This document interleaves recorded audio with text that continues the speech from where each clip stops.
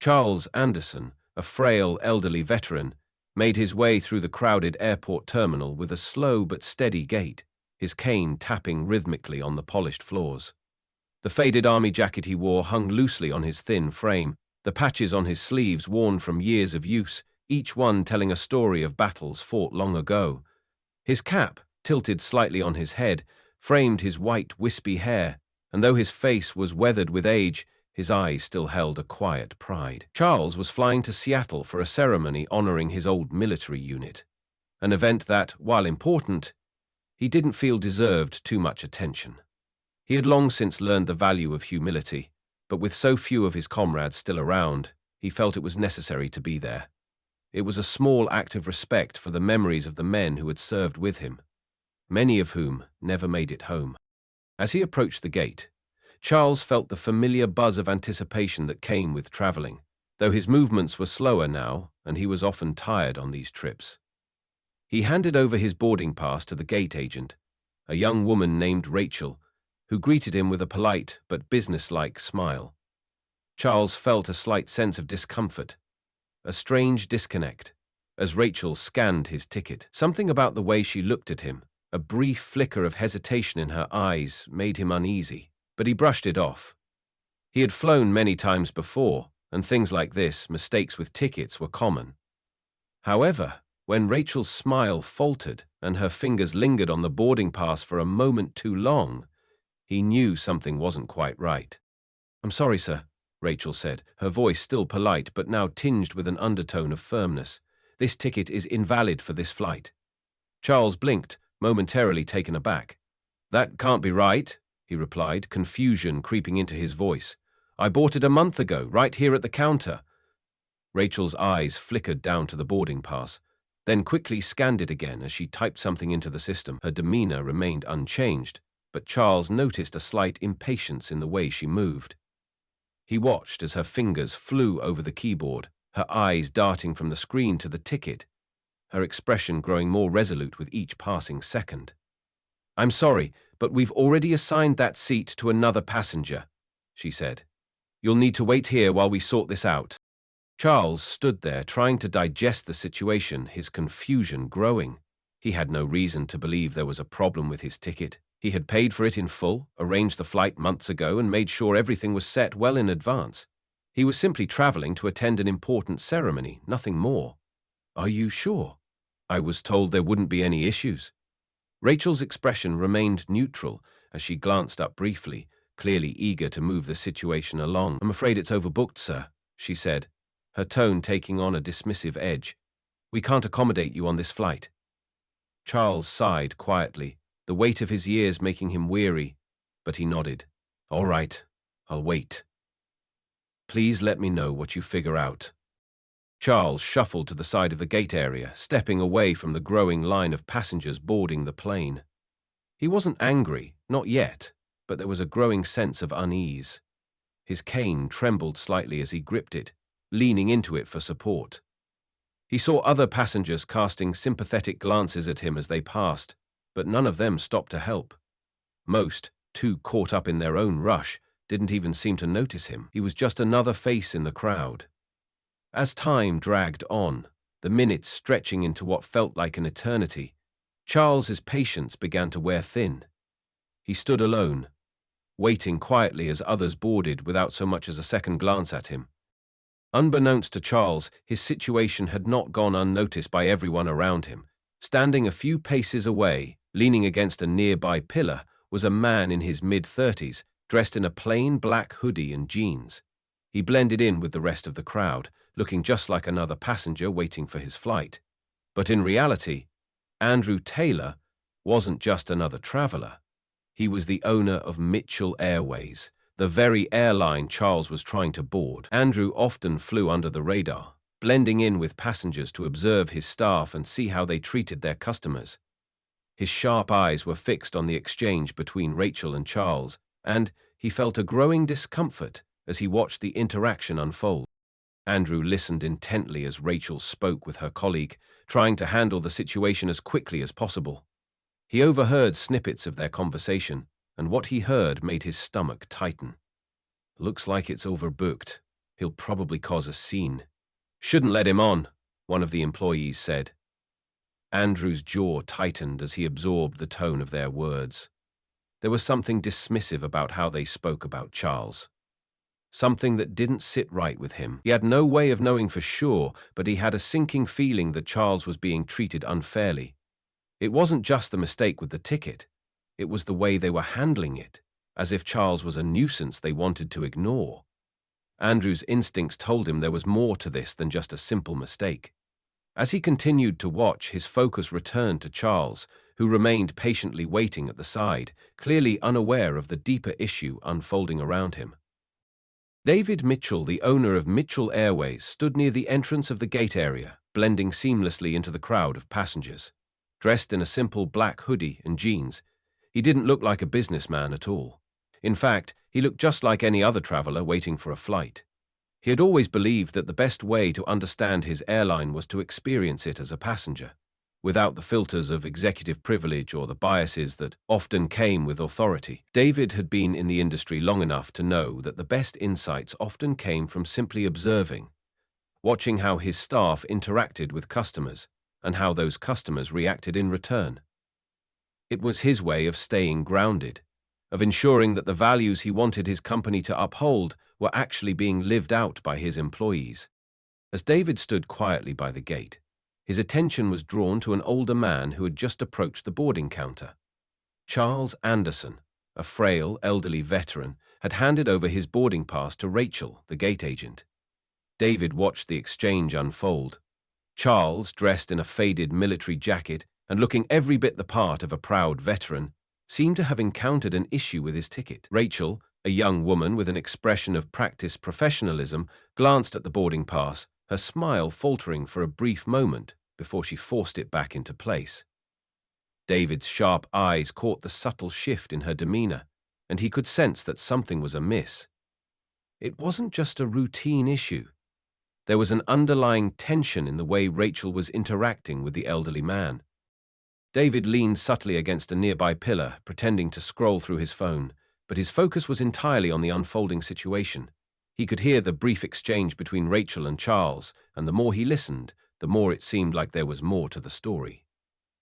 "I'm sorry, sir, but this ticket is invalid for this flight," Rachel said, her tone polite but firm. Charles looked momentarily confused, his brows furrowing as he tried to make sense of the situation. "That can't be right," he replied, his voice tinged with frustration. "I bought this ticket a month ago. There must be some mistake." David's eyes narrowed. He had heard Rachel's words, but it was her tone that caught his attention. It didn't feel like a simple customer service hiccup. There was something dismissive in the way she addressed Charles, almost as though she was eager to brush him off rather than resolve the issue. As Rachel continued to scan Charles's ticket and insist that the seat was already assigned to another passenger, David couldn't shake the feeling that there was something more to this.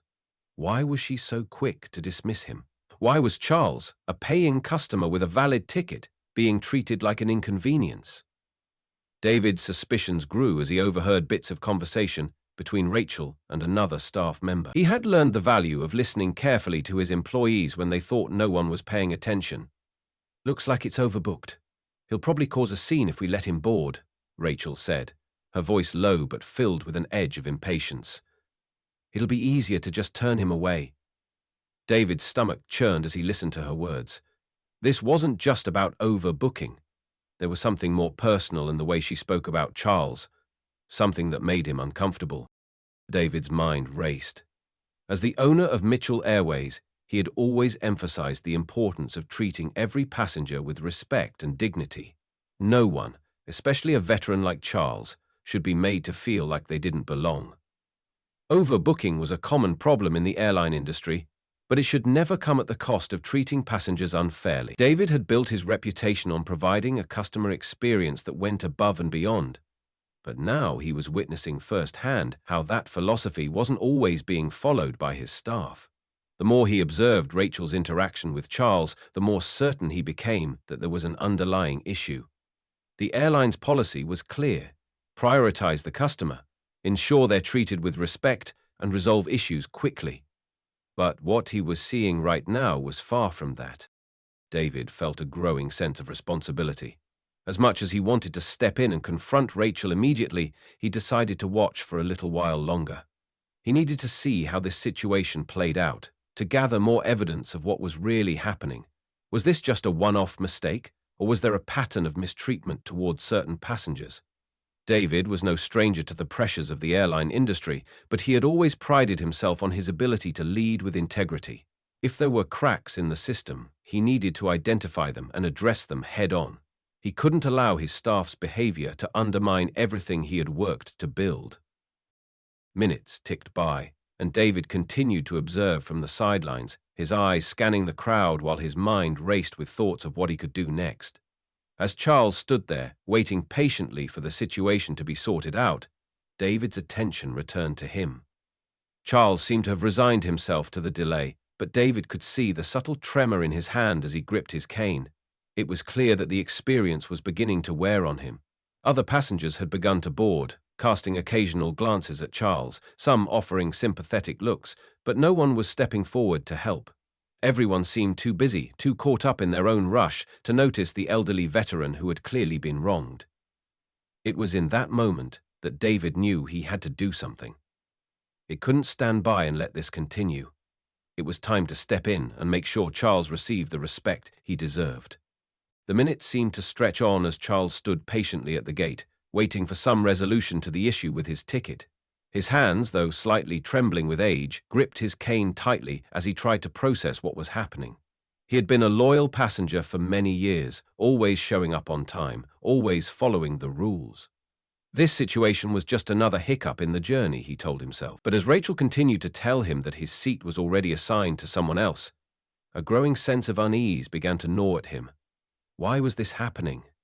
Why was it so difficult to get a simple resolution? Charles, with a quiet determination in his voice, insisted, "I paid for this ticket a month ago, and I have the confirmation right here." He handed her the boarding pass again, hoping this would clear up the misunderstanding. His voice, though firm, was still gentle. He wasn't asking for special treatment, just what he had already rightfully paid for. But Rachel didn't seem to hear him, or perhaps she simply didn't care to. Her expression, once polite, began to change. It was subtle, but Charles noticed how her smile began to slip, replaced by an air of impatience. She glanced down at the boarding pass again, this time scanning it more quickly, as if she was hoping to find a flaw in the ticket. When she looked back up, her eyes didn't meet his with the same respect as before. They had a coldness to them. "I'm sorry, but you'll have to wait here," she said, a forced smile barely masking her irritation. Charles, despite his growing frustration, remained calm. He wasn't about to cause a scene.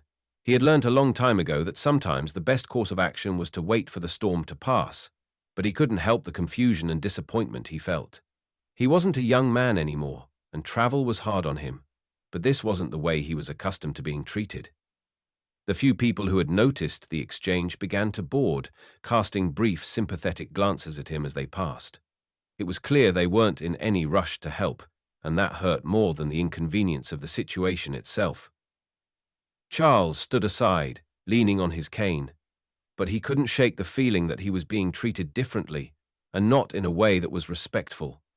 He had never been one to demand attention, but today this felt unjust. Minutes passed, and Charles's patience started to wear thin. Rachel, seemingly determined to be rid of him, looked at him again and said, "Sir, I've already explained that the flight is overbooked. There's nothing I can do about it. I suggest you just wait and we'll rebook you for another flight tomorrow." Her tone, once polite and professional, now carried a sharp edge. Charles could hear the dismissive undertones, the thinly veiled frustration that he was taking up her time. He straightened his posture, and his voice, though still calm, grew firmer. "I'm not asking for special treatment. I just want the seat I paid for, that's all." He could feel his heart beat faster as the situation unfolded. This was no longer about the seat, it was about the way he was being treated. And that, more than anything, was what stung. Rachel, clearly growing tired of the back and forth, glanced at the computer screen in front of her, her fingers tapping impatiently. Finally, she sighed and said, "Look, I'll see what I can do. We might be able to fit you on this flight, but you're going to have to take a seat in the last row near the restroom." Charles felt his shoulders slump slightly as she spoke. The last row. next to the restroom, was far from ideal, but it was better than nothing, he supposed. He wasn't one to make a fuss, so he nodded quietly, accepting the seat offered to him. It wasn't about comfort. It was about reaching his destination, about honoring the service he had once given to his country, a service he had never sought recognition for, but that didn't mean he didn't deserve basic respect. As Charles made his way toward the plane, his cane tapping softly on the floor, his heart heavy with the weight of the situation, David Mitchell, who had been quietly observing the exchange from a distance, felt a growing sense of dissatisfaction. David, the owner of Mitchell Airways, had seen enough. He had spent years working to build a reputation for his airline based on integrity, fairness, and respect for customers. He wasn't about to let one of his employees treat a veteran with such disregard. The situation was becoming increasingly clear to him.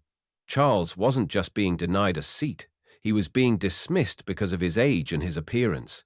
The cold treatment was far beyond what a simple overbooking issue should have warranted. David took a deep breath, steeling himself. He wasn't going to let this slide. As Charles slowly walked toward the plane, head held high despite the insult, David made his way over to the gate. He stepped forward, casually walking up to Rachel and interrupting her attempt to finalize her paperwork.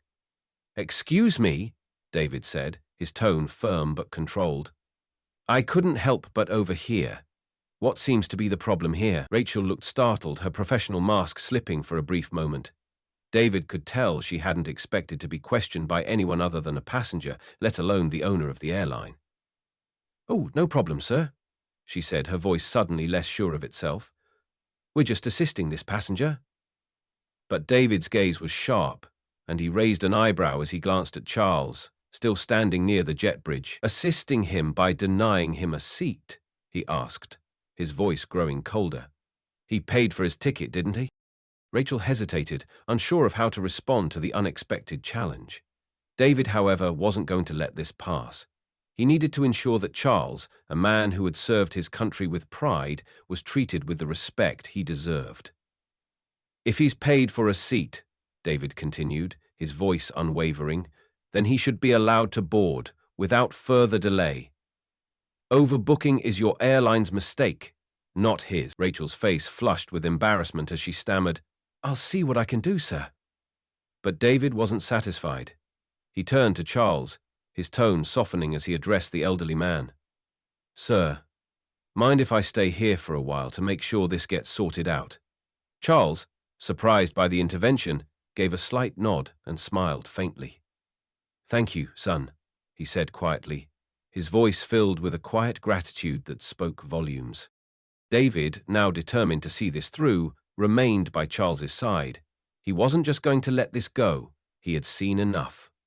With his intervention, he hoped to send a clear message to both Rachel and the rest of his staff. Every customer, regardless of age, background, or appearance, deserves to be treated with dignity and respect. And Charles, a quiet veteran who had served his country with honor, was no exception. David stood in the shadows, watching the situation unfold before him. The tension in the air was thick with an undercurrent of disregard, and David's instincts immediately began to churn. He had witnessed countless customer service issues in his time as the owner of Mitchell Airways, but this felt different. The elderly man, Charles Anderson, stood at the gate, patiently waiting, trying to make sense of the confusion over his ticket. David's eyes lingered on the way the gate agent, Rachel, interacted with Charles. Her tone, polite at first, had taken on a dismissive edge, and her body language clearly suggested she was eager to move on from the situation. David couldn't shake the feeling that something deeper was at play here. David had always believed in the core values of his airline: integrity, respect, and fairness, and watching the way Charles was being treated didn't sit well with him. He had seen people brushed aside for no reason before, but this felt personal. This wasn't just about overbooking. There was something in the way Rachel was handling Charles that made David uncomfortable. He had always prided himself on running a company where every customer was treated with respect, regardless of their age or appearance. This was a veteran, a man who had served his country, and yet here he was, being treated like a problem to be avoided.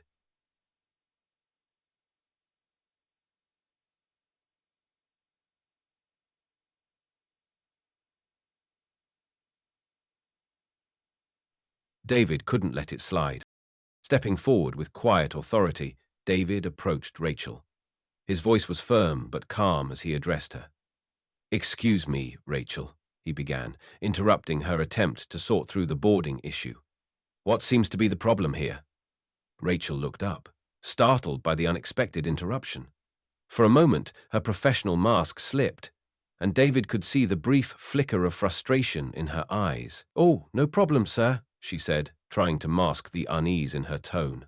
"We're just assisting this passenger." But David's gaze remained unwavering as he gestured toward Charles, still standing to the side. "Assisting him by denying him a seat?"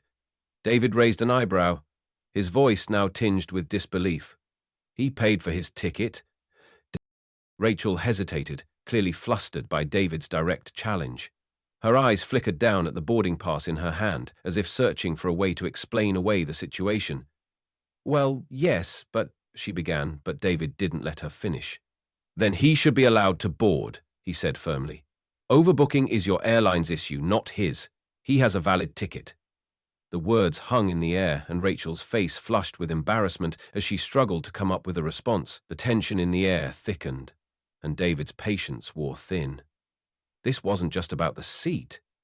It was about the way Charles was being treated, and it was about the values David had instilled in his company.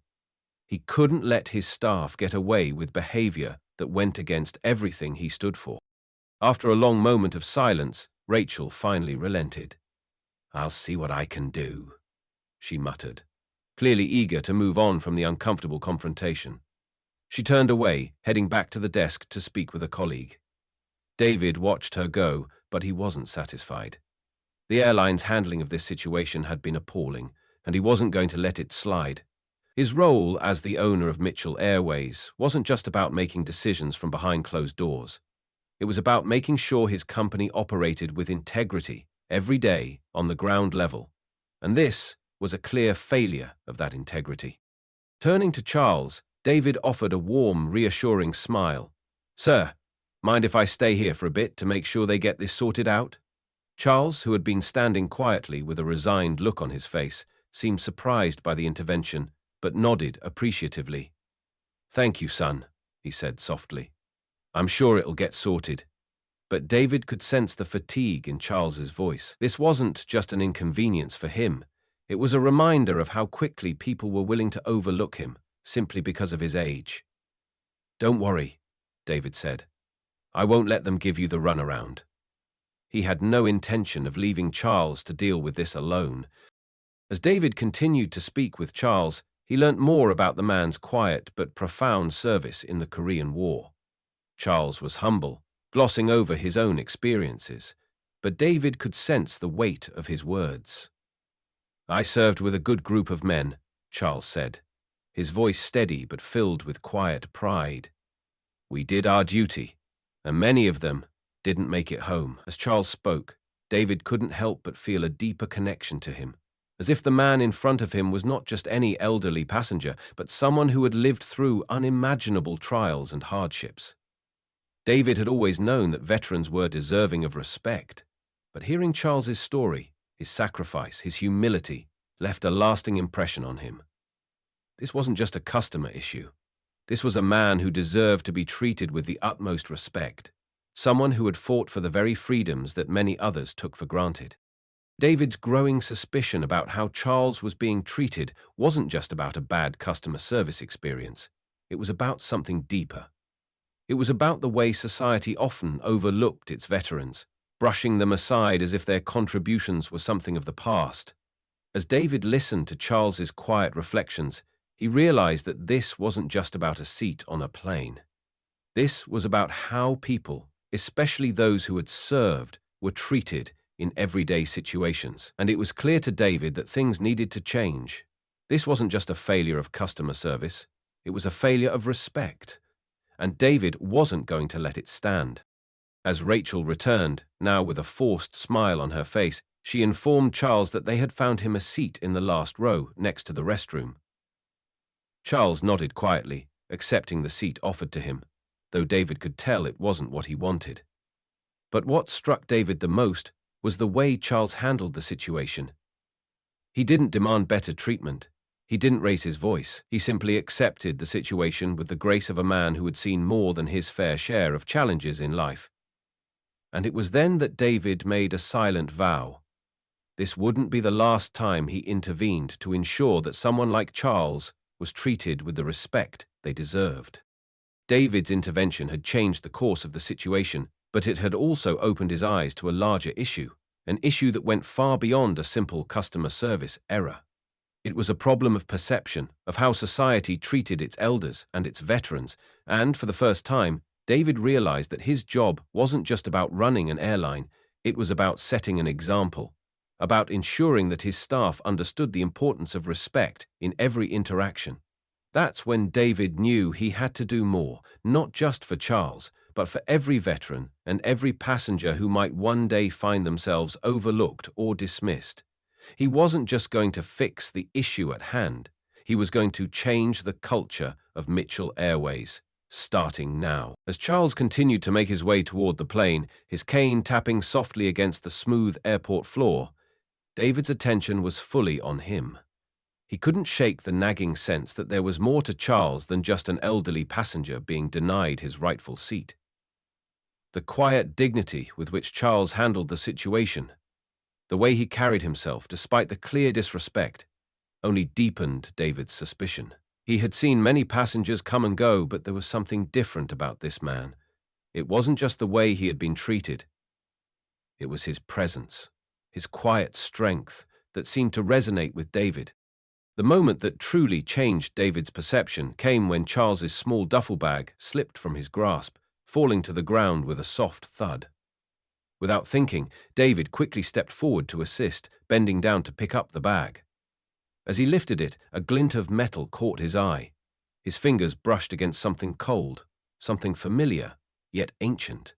At first he couldn't make out what it was, but as he looked more closely, the realization hit him like a wave. It was a medal. An old, polished piece of metal that looked like it had seen decades of history. It was unmistakable. The Distinguished Service Cross. David's breath caught in his throat as his eyes traced the inscription on the metal, the recognition flooding his mind. The Distinguished Service Cross was one of the highest honors in the military, awarded for extraordinary heroism in combat.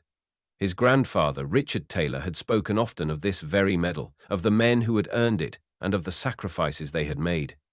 Richard had always shared stories of his time in the Korean War, recounting tales of bravery, of lives saved and lost. But most often, he would tell the story of one man who had stood out. Harold Bennett. Richard had often spoken of Harold as a hero, a man whose actions had saved his life and the lives of many others. To David, this name had become almost mythical, a symbol of the kind of integrity and courage his grandfather admired most. But now, as David stood holding the Distinguished Service Cross in his hand, he couldn't help but feel a shock of realization. This man, this quiet, humble veteran in front of him, could very well be the same Harold Bennett his grandfather had spoken of all those years. For a moment David stood frozen, his heart racing as the weight of the discovery settled in.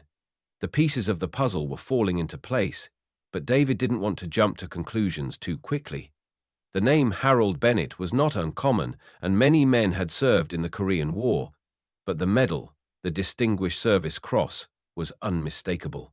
This was no ordinary veteran. This was a man whose actions had been immortalized in his grandfather's stories, whose bravery had been etched into the fabric of history.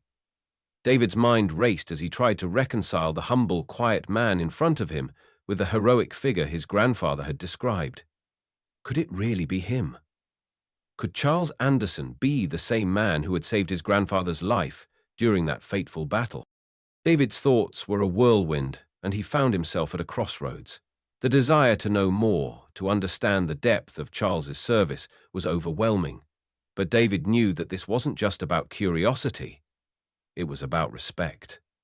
This was a man who had sacrificed more than most could ever imagine, and if he truly was the same Harold Bennett his grandfather had spoken about, he deserved to be honored. But David wasn't sure yet. He needed to find out more.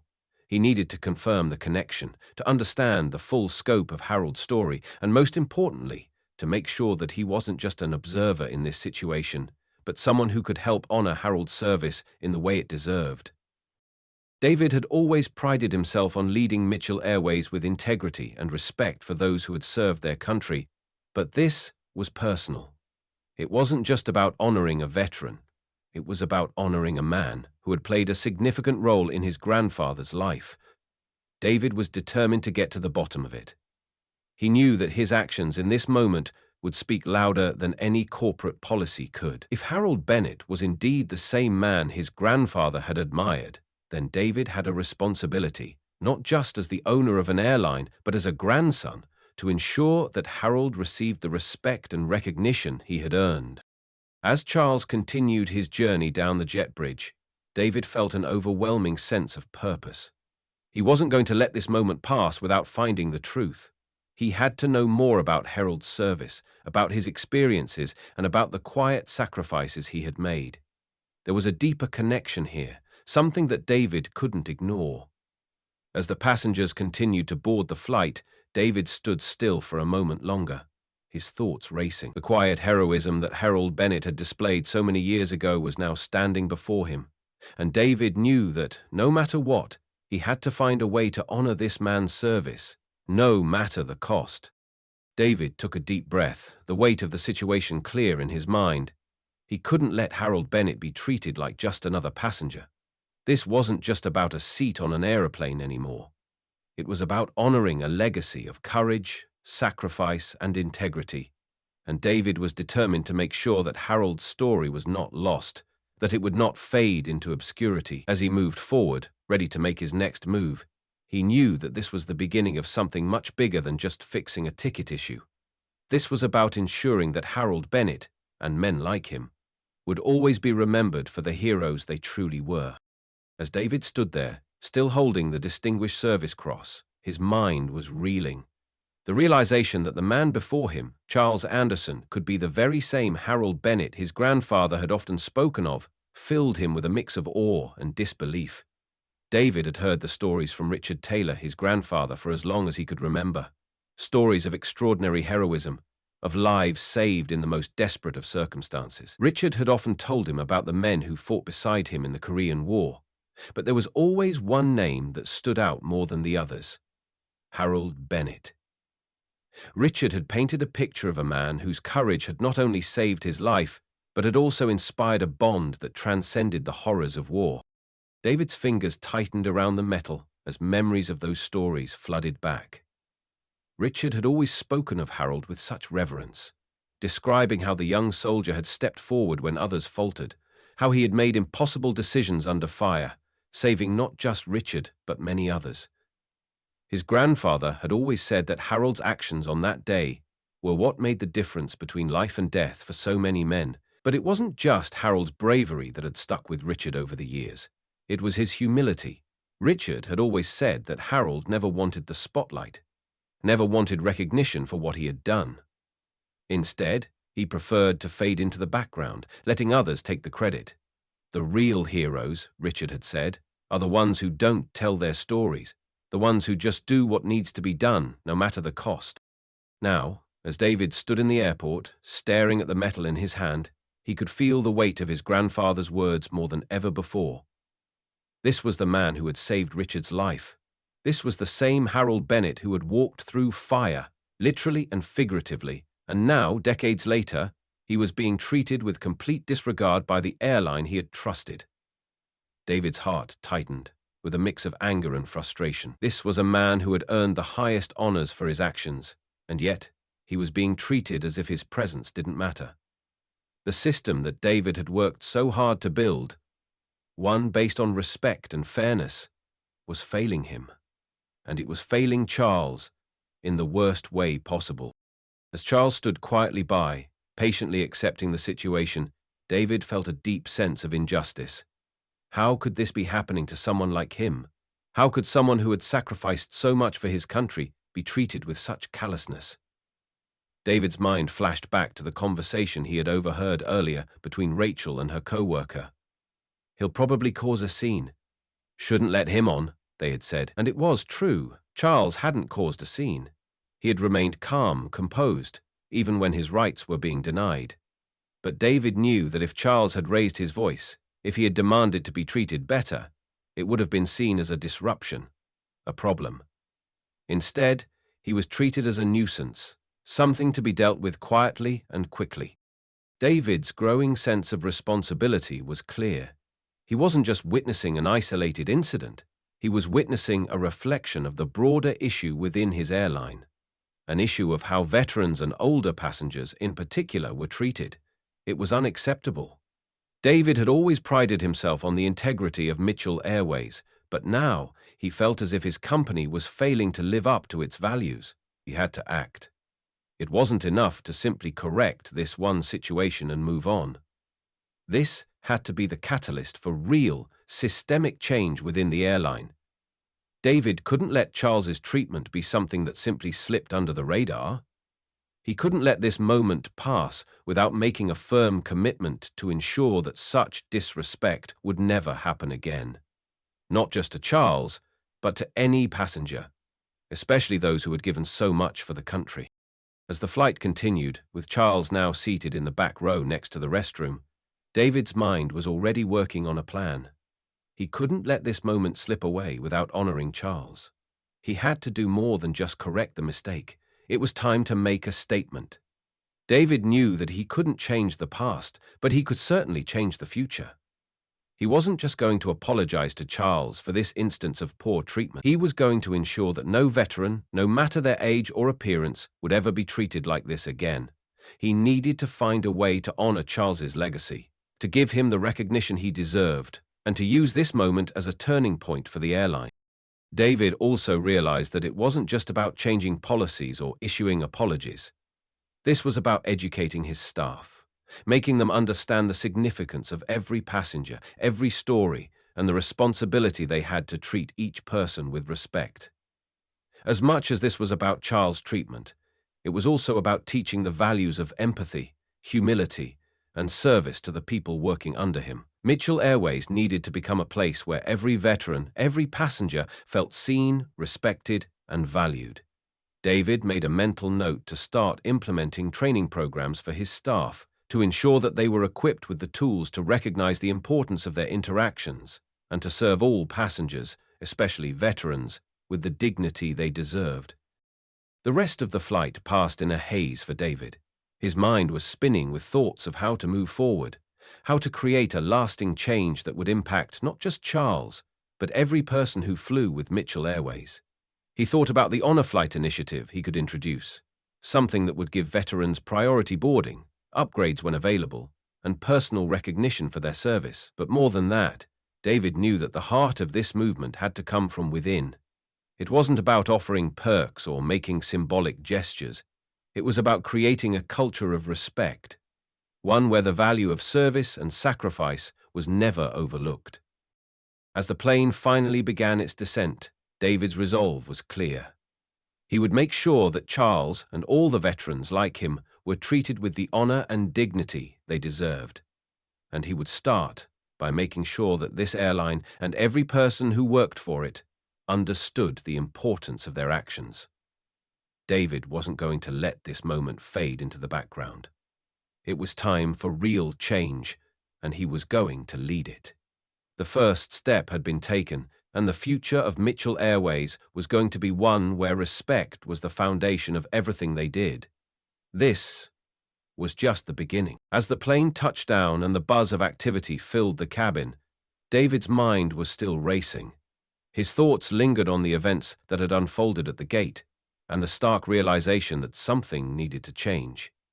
He had always taken pride in Mitchell Airways, but today had revealed a significant gap between the values he had instilled in his company and the reality of how passengers were being treated. He couldn't shake the image of Charles Anderson, the elderly veteran, standing there, ignored and dismissed simply because of his age and appearance.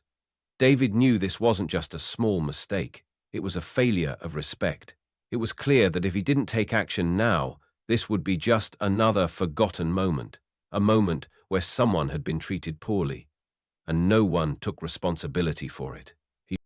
As the passengers began to disembark, David's resolve grew stronger.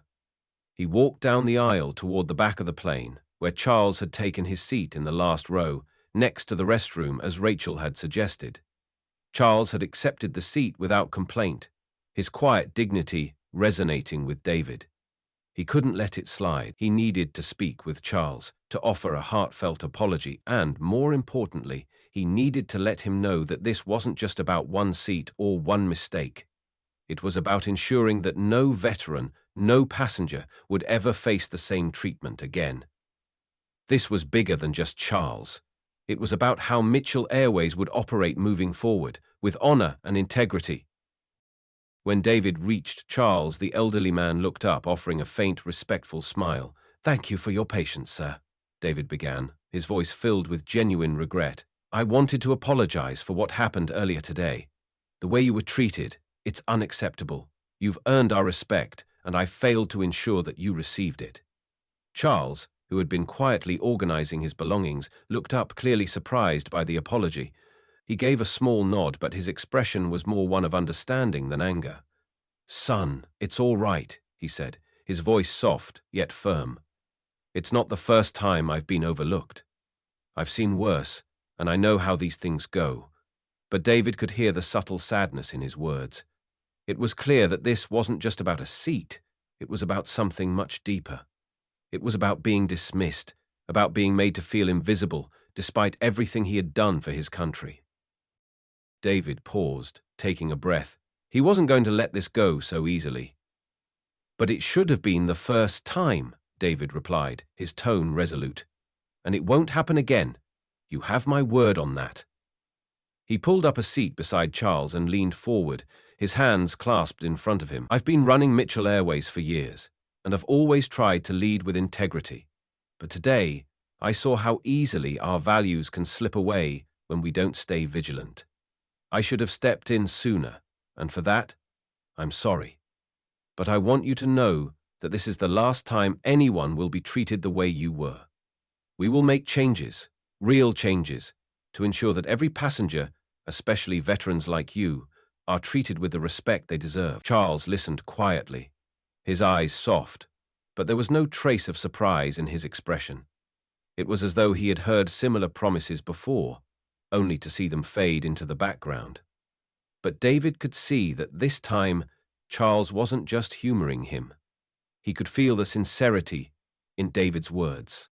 Charles shifted in his seat, looking down at the Distinguished Service Cross that still lay in his lap, the metal glinting softly in the dim light of the cabin. "I didn't do it for the medals, son," he said quietly, his voice filled with a humble honesty that struck David to his core. "What I did because it was my duty. That's what we do in the military. You don't expect recognition, you just do what needs to be done." There was a pause as Charles looked out the window, lost in the memory of battles long past. "I never wanted any special treatment," he added. "I just wanted to get to Seattle, to be there for my unit, that's all." David felt a lump rise in his throat as he listened to Charles. It was humbling to hear someone who had given so much, someone who had made unimaginable sacrifices, speak with such simplicity. But it also solidified David's resolve. This wasn't just about a mistake at the gate.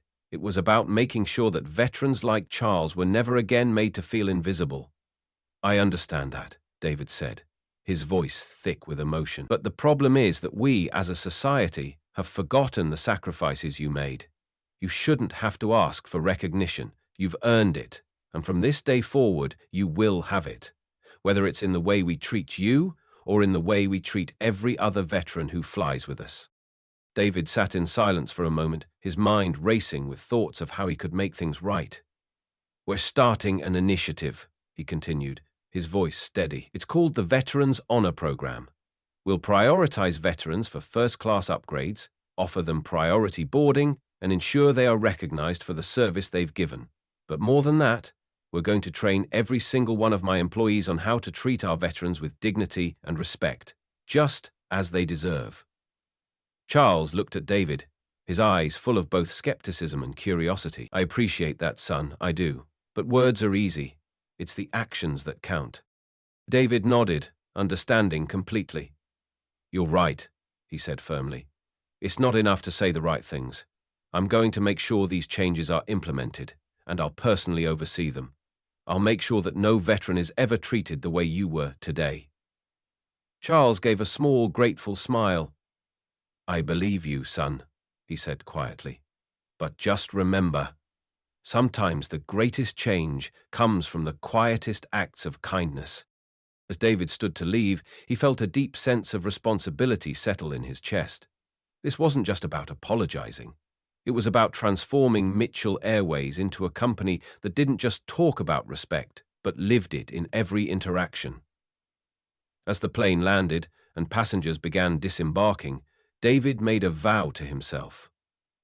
This wouldn't just be another corporate promise that faded away. This was a commitment not only to Charles, but to every veteran who had ever been overlooked, who had ever been treated as less than they deserved. From now on, Mitchell Airways would honor their service every single day in every corner of the company. David knew that, with these changes, he could ensure that Harold's story and the stories of every veteran would be remembered, honored, and respected, and that was a legacy worth fighting for. David Mitchell stood at the front of the room, his heart racing as he prepared to unveil something that was close to his heart. The room was filled with the buzzing energy of his employees, some curious, some eager to see what David had planned. The time had come to introduce the Veterans Honor Initiative, a program that would transform the way Mitchell Airways treated veterans and, ultimately, the way the airline was perceived. The initiative wasn't just a new policy, it was a commitment, a promise to honor those who had given so much to their country and had been so often overlooked by society. David had witnessed firsthand the disrespect Charles Anderson had endured, and it had shaken him to his core. He couldn't allow that to happen again, not to Charles or anyone else. David cleared his throat, his voice steady but filled with conviction as he addressed his employees. "Today, we are starting something that will change Mitchell Airways forever. The Veterans Honor Initiative is about more than just recognizing veterans. It's about treating them with the dignity, respect, and gratitude they deserve. From now on, we will prioritize veterans for first-class upgrades, offer them priority boarding, and provide personalized recognition for their service, both on the ground and in the air." His words hung in the air as the employees absorbed the weight of his message. David knew that this initiative was more than a token gesture. It was a cultural shift within the company, a shift that would make sure no veteran was ever treated as less than they deserved again. But David didn't stop there. The launch of the initiative wasn't just about policy, it was about action. He wanted to show his employees and the world that Mitchell Airways was serious about honoring its veterans. "Today," David continued, "we are honoring one of our very own heroes, a man who has dedicated his life to serving his country and who, despite the years and the sacrifices, still carries the weight of those experiences with quiet dignity. Charles Anderson is here today, and we are going to make sure that he, along with every veteran who flies with us, feels valued and appreciated every time they board one of our planes." The crowd's attention shifted to Charles, who had quietly entered the room, his cane tapping softly on the floor. There was a mix of surprise and respect in the room as Charles was escorted to the stage. As Charles approached the stage, David gestured for him to stand beside him. "Charles, please allow me to publicly thank you for your service, for the sacrifices you made for our country, and for the quiet example of courage you have set for all of us. It is an honor to have you here today, and it is my privilege to dedicate a new part of Mitchell Airways in your honor." With a flourish, David motioned to the side of the room, where a large covered frame stood. The crowd went silent, waiting in anticipation as the cover was lifted to reveal a stunning mural. On the side of a newly dedicated plane there was Charles's name, bold and proud, painted alongside a tribute to the Distinguished Service Cross he had earned decades ago. The plane's tail bore the words, "Harold Bennett, a legacy of courage," a tribute to the heroism and sacrifice of the man Charles had been during the Korean War. The room erupted in applause, but amidst the cheers there was a quiet hum of realization for some of the employees. Rachel, who had been standing at the back of the room, felt her stomach drop as the significance of what had just occurred hit her. She had been one of the first to dismiss Charles earlier that day at the gate. She had seen him as just another elderly man, a forgotten passenger with an invalid ticket, someone to be dealt with quickly so she could move on with her day. But now, as she looked at the mural on the plane and listened to the stories of Charles's service, she realized just how wrong she had been. The man she had dismissed so easily was a hero, a man who had earned the highest honors for his actions and whose name had been forever etched in the history of his country. Rachel felt the weight of her guilt settle over her like a heavy cloak. She had treated Charles as invisible, as someone who didn't matter, and now she saw just how wrong she was. As Charles stood there, humbled by the recognition, Rachel couldn't help but feel a wave of shame wash over her. She had dismissed this man because of his age, because he didn't fit the image of the ideal passenger in her mind. But now, standing before her, was a man who had done more in one day than she could ever imagine doing in a lifetime. She realized, in that moment, that respect wasn't something that could be earned through accolades or titles. It was something that needed to be given freely, without judgment. Charles wasn't just a veteran. He was a symbol of everything that Mitchell Airways should stand for: honor, integrity, and respect. David caught Rachel's gaze from across the room, and for the briefest of moments, they shared an understanding. She nodded to him, the guilt still evident on her face, but there was also a sense of resolution in her eyes. She knew she had made a mistake, and she knew that this moment would change her. She would carry this lesson with her for the rest of her career. This wasn't just about giving veterans priority seating or offering free upgrades.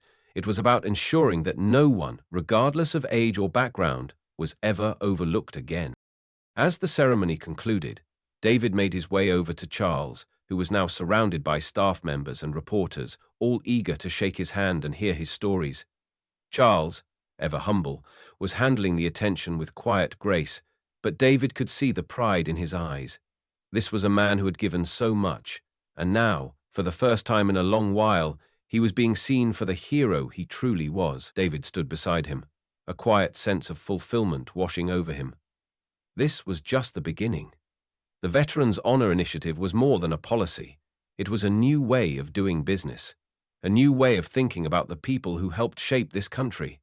And it was a promise that Mitchell Airways would never forget the sacrifices of its veterans. As Charles boarded the plane with his name now proudly displayed on the tail, David felt a deep sense of pride in knowing that this initiative was only the first step in a long journey to ensure that no veteran would ever again feel invisible. As Charles stood at the front of the room, surrounded by the applause and admiration of his peers, he could hardly believe the recognition he had received. The mural on the newly dedicated plane, the tribute to his service, and the heartfelt ceremony that had followed had left him deeply moved. He had never sought attention or accolades for his actions. In fact, the idea of being honored in such a way was a bit uncomfortable for him.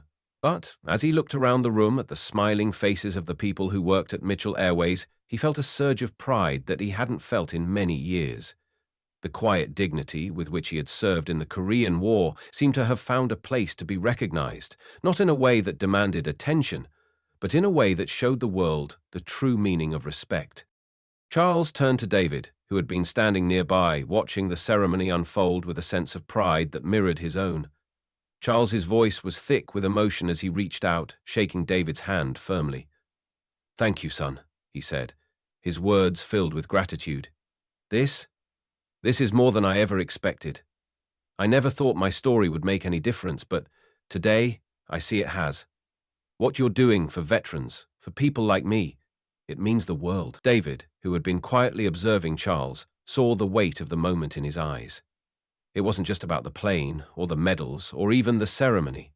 It was about the respect that had been shown to Charles, and the promise that this respect would continue to be extended to every veteran who flew with Mitchell Airways. David's heart swelled as he listened to Charles's words. He had known that launching the Veterans Honor Initiative was the right thing to do, but hearing the gratitude in Charles's voice made it all feel even more meaningful. It wasn't just about policy changes or new procedures. It was about making a tangible difference in the lives of people who had given so much to their country. David realized that what he had started with Mitchell Airways was bigger than just improving customer service. It was about honoring a generation of men and women whose sacrifices had been too easily forgotten. Charles had shown him that one person's story, one man's quiet legacy, could create ripples of change that impacted an entire organization. The dedication of the plane to Charles wasn't just a symbol of his own personal sacrifices, it was a symbol of the transformation taking place at Mitchell Airways. The airline, which had long prided itself on its efficiency and customer service, was now committed to something deeper, honoring the men and women who had served their country. The plane, painted with Charles's name and the words, "A Legacy of Courage," would serve as a constant reminder to every passenger and employee of the sacrifices made by veterans. David stood in the room, reflecting on how far the company had come and how much it had changed since the initiative had been launched. What had started as a simple gesture to correct an injustice had grown into a movement that would forever alter the culture of Mitchell Airways. It wasn't just about offering veterans priority seating or free upgrades. It was about ensuring that every veteran who walked through the doors of the airline was treated with the respect and honor they deserved. David realized, too, that this was only the beginning. The creation of the Veterans Honor Initiative, the unveiling of the dedicated plane, and the public recognition of Charles were important steps, but they were just the start of a long journey toward ensuring that veterans were respected and celebrated every day. This transformation wasn't something that could be completed with just one ceremony or one plane. It needed to become a part of the company's DNA, ingrained in every interaction, every service offered, and every decision made. David reflected on how one man's story, Charles's story, had helped him see the bigger picture. It wasn't just about honoring a hero. It was about creating a company culture that celebrated the contributions of all veterans, past and present. This was the kind of change that would ripple through the airline industry and set an example for others to follow. As Charles boarded the plane, a broad smile on his face, David felt a sense of fulfillment and pride that he had never experienced before. Watching Charles settle into the seat of honor, David knew that this wasn't just a symbolic gesture. It was a real change that would carry forward for generations to come. Charles's story would now live on not just in the memories of those who had served with him, but in the heart of Mitchell Airways itself. Every time that plane took off, it would carry with it the legacy of courage, sacrifice, and integrity that Charles, and so many others like him, had given to their country. And for David, that was the most important thing, the knowledge that his company was now part of something much bigger than itself. It was part of a movement to ensure that every veteran who walked through its doors was treated with the respect, dignity, and honor they had earned. David stood at the window, watching as the plane bearing Charles's name slowly taxied down the runway. He felt an overwhelming sense of gratitude for this moment, for the opportunity to make a difference in the lives of those who had given so much. He knew that this was just the start, that the road ahead would require hard work, commitment, and a constant dedication to the values of respect and integrity. But as the plane disappeared into the sky, David felt confident that Mitchell Airways had found its true mission, not just to provide excellent service, but to be a company that honored and respected the heroes who had made it all possible. And that, David knew, was a legacy worth building. At Deep Inside HQ, we're committed to sharing real, inspiring stories that highlight the courage, resilience, and strength of those who've shaped the world we live in. From the untold tales of everyday heroes to life-changing moments of transformation, our mission is to bring you closer to the stories that matter most. Join us on this incredible journey. Subscribe to our channel and hit the notification bell so you never miss a story that could change the way you see the world. Be a part of the movement. Share these stories, leave your thoughts, and help us spread the message of respect, integrity, and human connection. Every story counts, and every voice matters. Let's honor these legacies together. Don't wait, subscribe now, and become part of Deep Inside HQ today.